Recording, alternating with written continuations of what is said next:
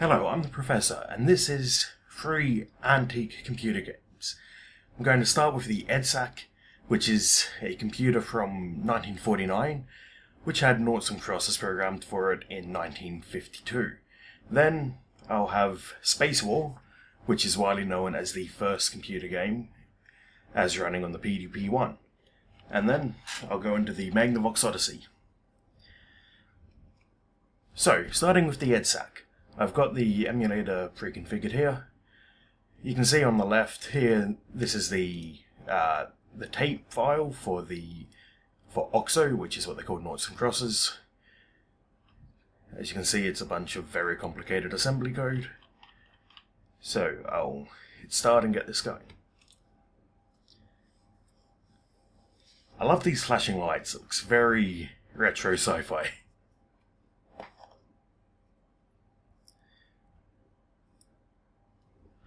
Okay, so first we select who goes first. 0 if I want the computer to go first, and 1 if I want myself to go first. As you can see from this output here, the noughts and crosses is starting with EDSAC. EDSAC has just placed a 0 in the spot 9, so it's a bit counterintuitive. Doesn't run the way my keyboard does, but we then use this rotary phone dial to input our moves. So I'll start by going for spot 5.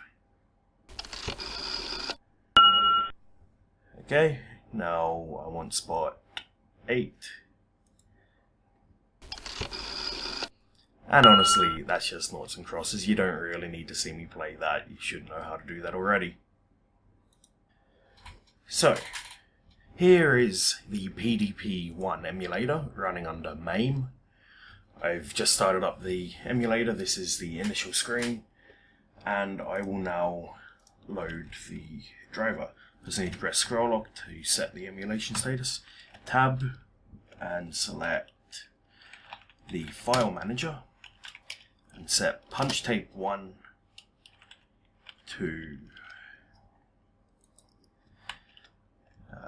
should be here somewhere. I've got it under folder ROMs. There it is.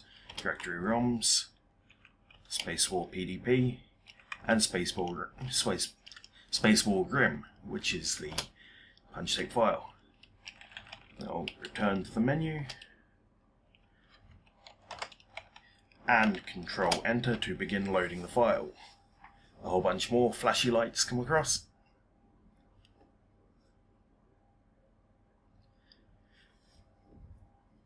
It's taken quite a while. It's actually loading as it would load from a punch card, which is apparently not the fastest input method a computer has ever had. It is actually playing now. So one player is controlled by the arrow keys. There is no, and with both flow into the black hole. There is no actual AI in this game. It's entirely player driven.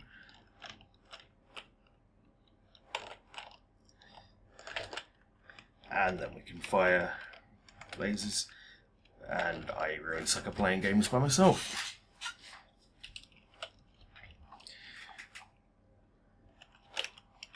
So this game was built so... Oh, I've just activated hyperspace. Where am I going to come out? Alright, over there. Maybe I can get a shot off on this guy before he gets black holed.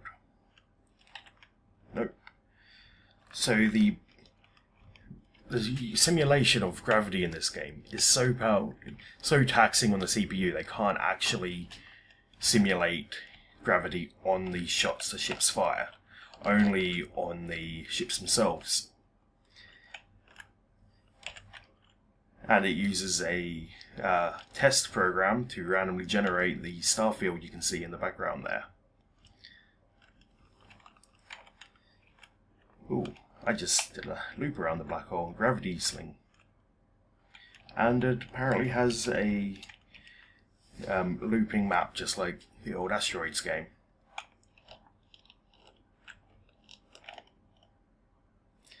I'm going to see if I can kill this other ship. Come on, thrust. No? Okay, you don't want to do that.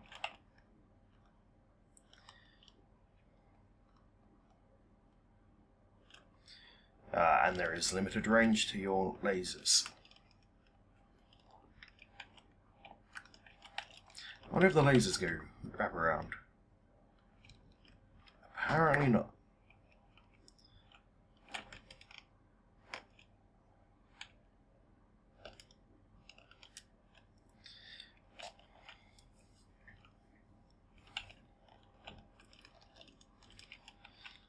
Anyway, that's Space War. If I can get someone to come around and help me play it, I will do another video where I've got 2 players.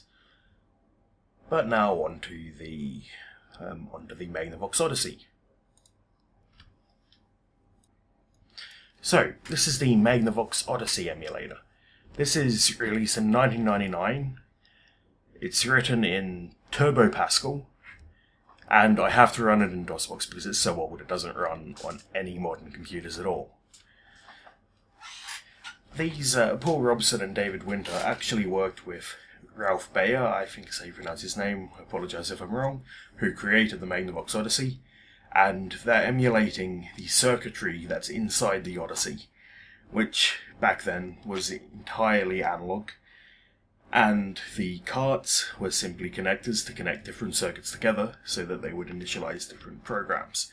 So I will show you how to operate this. I've got the Odyssey emulator already mounted as a directory, so now I can just type emu tennis.mo1 to load the tennis game. And I've got to boost the cycles up a bit. I'll put that up to about 5,000 cycles, which is about what they seem to have recommended on the website.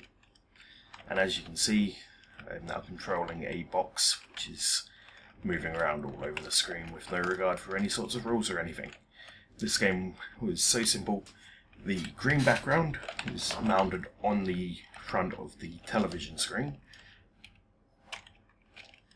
and was designed to be a transparency because the game itself would only display the 2 players and a ball, which I should be able to find somewhere, but it's gone missing, so I'll try that again. Wait, that's a mistake. emu tennis.mo1. There we go, so there's the ball. Pretty standard tennis game. Ball bounces between the 2 players. Players hit the ball back.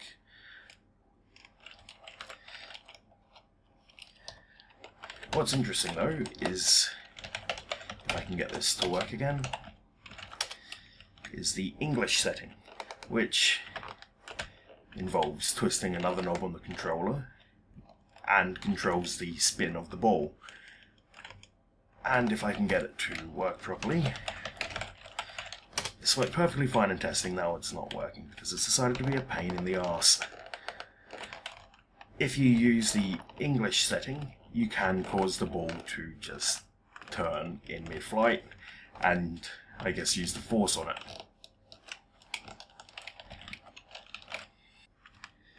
But anyway, tennis doesn't seem to want to work. Maybe if I boost the CPU cycles a little bit more, I'll give it 10,000 cycles.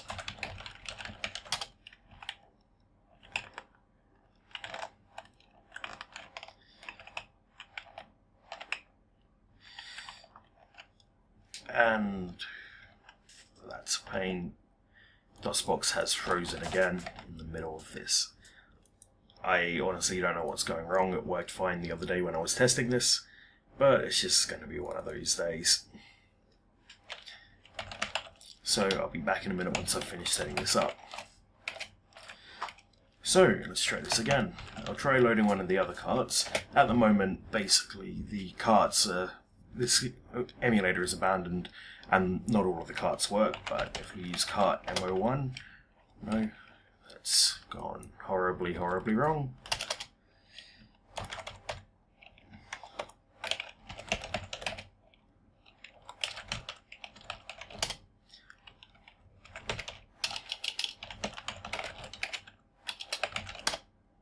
There we go, now I've got the cart to load. It is basically the tennis game without the overlay, and as you can see it's only drawing the players. Oh, he just used some English on me there. The players, the ball, and the net. Originally this wouldn't have had AI, but the emulator contains an AI program to run the other player.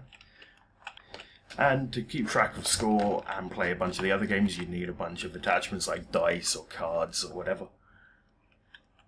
And it apparently becomes quite easy to permanently lock the game, just parking opposite the other players like that, until someone works out how to use English.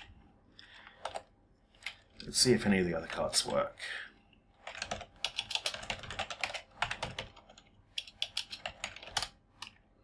So this is card 2, which is just the 2 boxes.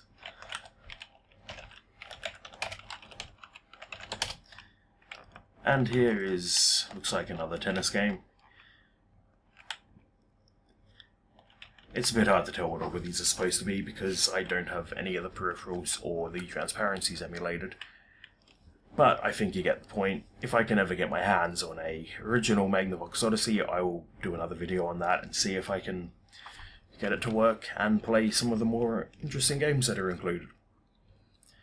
But for now, I'm the Professor, this is the Magnavox Odyssey, and thank you for watching and have a nice day.